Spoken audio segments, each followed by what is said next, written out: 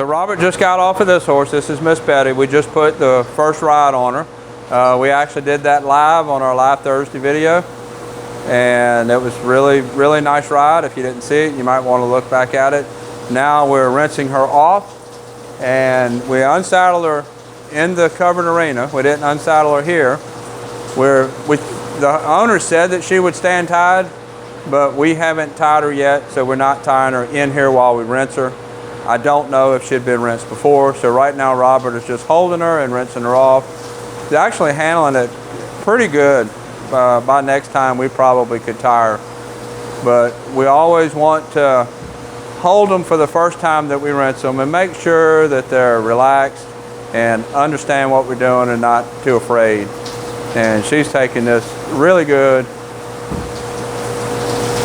This time of the year here, it's really hot, really humid, so they usually take to being rinsed pretty quick because it feels good.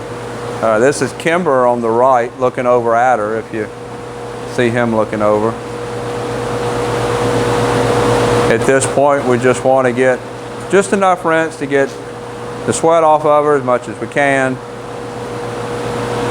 Get her to enjoy the experience, make it a good experience, and then as we rinse her more, because we'll rinse her after every time we ride her, as we rinse her more, then we can spend more time getting her better rinsed off as she gets more comfortable.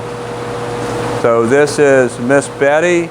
I'll put a link up here at the top to her other videos, her playlist on YouTube. Until next time, thank you for watching. Kind of my mission for my training program is to try to make every horse as good as they can be.